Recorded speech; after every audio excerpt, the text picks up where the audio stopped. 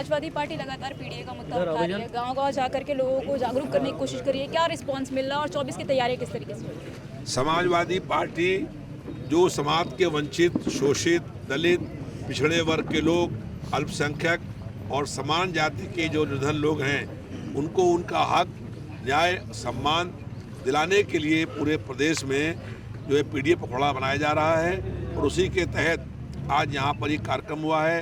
पूरे प्रदेश के अंदर जो समाज के दलित, पिछड़े वर्ग के लोग, अल्पसंख्यक लोग हैं वो एकजुट हो गए हैं और इस बार पीडीए जो है केंद्र में सरकार बनाने जा रहा है। भारतीय जनता पार्टी की सरकार को हम लोग लाने का काम करेंगे। जनता परिवर्तन और बदलाव करने का मन बना चुकी है। भारतीय जनता पार्टी की सरकार सभी मोर्चों पर फेल हो गई है।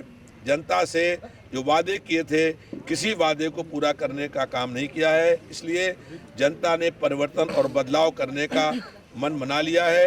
2024 में केंद्र में इंडिया की सरकार बनेगी और भाजपा की सरकार हटेगी, ये जनता का फैसला हो गया है। जनता लगातार भाजपा के जो गलत नीतियां हैं उससे परेशान है। जनता का भाजपा से मोह भंग हो गया है।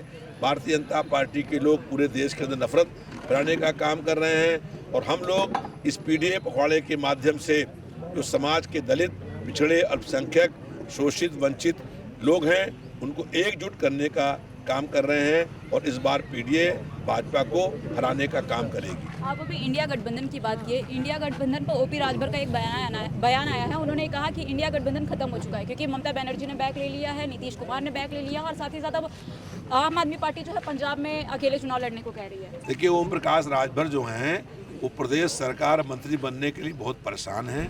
उनकी अपनी कोई हैसियत नहीं है और अगर वो चुनाव खुद जहाँ से अवेले हैं वहाँ से चुनाव जीते हैं समाजवादी पार्टी के समर्थन पर।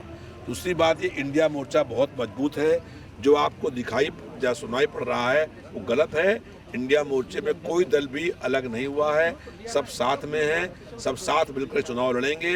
भारतीय जनता पार्टी कहीं पैसे का प्रलोभन दे करके, कहीं ईडी, कहीं सीबीआई, इनकम टैक्स का डर दिखा करके, जो अफवाहें फैला करके इंडिया मोर्चे को तोड़ना चाहती हैं, लेकिन इंडिया मोर्चा बहुत मजबूत है और हम लोगों की सरकार बनने जा रही है। नीतीश कुमार को लेकर क्या कहेंगे, क्योंकि बिहार में नीतीश कुमार ने बैक ले लिया है और अब आज वो शपथ ग्रहण 4 साल के कार्यकाल में तीसरी बार मुख्यमंत्री पद का शपथ लेने जा रहे हैं। देखिए, इस बार जो है वो जनता इंडिया मोर्चे के साथ में है।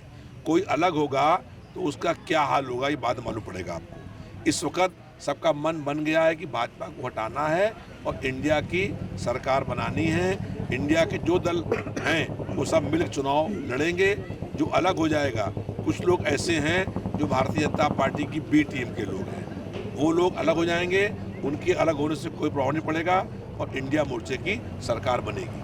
कल कांग्रेस ने 11 सीटें, अखिलेश यादव ने ट्वीट किया था, उन्होंने कांग्रेस को 11 सीटें देने की बात कही है। कितनी सच्चाई है, क्योंकि प्रदेश अध्यक्ष जो हैं उत्तर प्रदेश के अजय राय, उन्होंने कहा कि अभी हम उस बात को क्लियर नहीं करेंगे, तो आप क्या कहेंगे उसको? देखिए, सीट शेयर की बातचीत चल रही है, बहुत जल्द फैसला हो जाएगा और अभी सीटें 80 हैं, सब पर चुनाव लड़ेंगे मिल करके और बहुत जल्दी ही उन सीटों की घोषणा हो जाएगी। 69,000 भर्ती की आपने बात की थी, शिक्षक भर्ती को लेकर के 500 से ज़्यादा दिन हो चुके हैं, अभ्यर्थी धरना प्रदर्शन कर रहे हैं क्योंकि लोकसभा प्रत्याशी आप भी घोषित हो चुके हैं। क्या कोशिश रहेगी आपकी, अगर आपकी सरकार यानी आप अगर सांसद बनते हैं यहाँ से, आप क्या करेंगे उनके लिए? और क्योंकि पिछड़े, दलित, अल्पसंख्यक की बात सारी जितने भी अभी सरकार में लोग हैं, जितनी भी पार्टियाँ सब कर रहे हैं, वहाँ पे अभ्यर्थी धरना पे बैठे हुए वो कह रहे हैं कि हमसे कोई भी नेता जो है वो मिलने नहीं आता, हमारी मांगों को कोई पूरा नहीं करवाता। क्या कहेंगे इसको?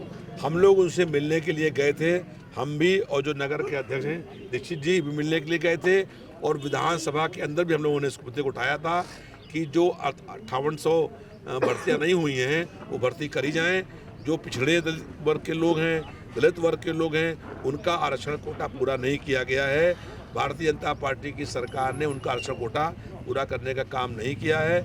हम लोग उनके लगातार लड़ाई लड़ने का काम कर रहे हैं। करीब 500 हो गए हैं धरने बैठे हुए, ठंड में बहुत सारी बेटियां बैठी हुई हैं, लेकिन सरकार का कोई मंत्री बेटी बचाओ बेटी पढ़ाओ का नारा दिया जाता है, वहीं बेटियां सड़कों पर आने के लिए मजबूर हैं। अकबर नगर की बात की जाए, अकबर नगर में घर तोड़ा जा रहा है, महिलाएं और बेटियां जो है वो सड़कों पर सो रही हैं। भाजपा का सारे नारे झूठे हैं।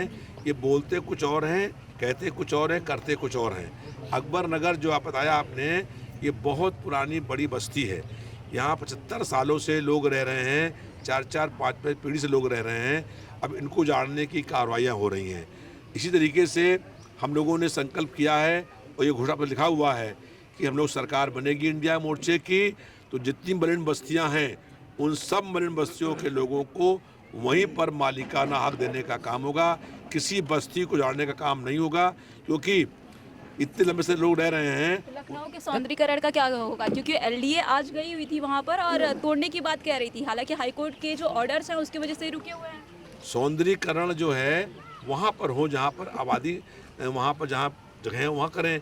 अब लोगों को उजाड़ करके अगर आप सौंदर्यीकरण करेंगे, कह रहे हैं बनाएंगे वहाँ रिवर फ्रंट, और रिवर वहाँ है ही नहीं। रिवर फ्रंट बनाने की बात कही जा रही है, लेकिन उस लोगों को नजूल बताया जा रहा है, कह रहे हैं वो अवैध जमीन पर कब्जा करके उन्होंने बनाया। देखिए पूरा लखनऊ शहर अगर आप देखेंगे ना, नजूर पर ही बना हुआ है। सबके जो लोग वहाँ रह रहे हैं सबके पास पेपर हैं, सबके पास के कागज हैं, उनका सब जमा पैसा है, लेकिन कह रहे रिवर फ्रंट बनाएंगे।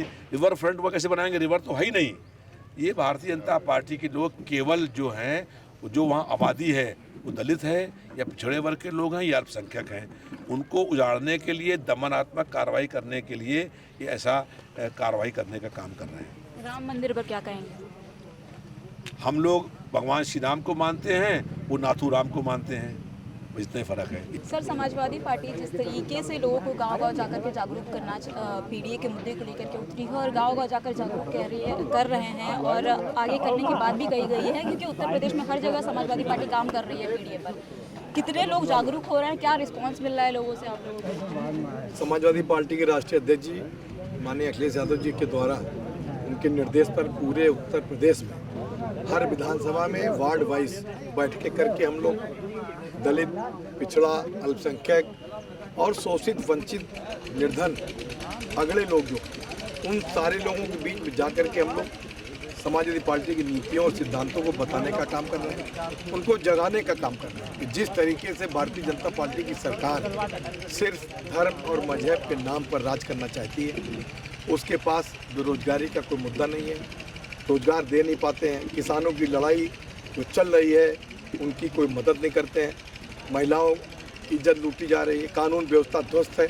इन सारी बातों को लेकर के हम लोगों के बीच में जा कर के छोटी छोटी चौपाल लगा के मीटिंगें करके उनसे अपनी बात रखने का काम कर रहे हैं और उनको जगाने का काम कर रहे हैं कि आने वाले 2024 के चुनाव में इस बार समाजवादी पार्टी के प्रत्याशियों को जिताने का काम है। एक तरफ जहां अखिलेश यादव बीजेपी हटाओ 80 जीतने की बात कर रहे हैं, 80 की 80 सीटें ले जाने की बात कर रहे हैं, वहीं पर भारतीय जनता पार्टी और एनडीए से जो लोग जुड़े हुए हैं, सुहेलदेव पार्टी के अध्यक्ष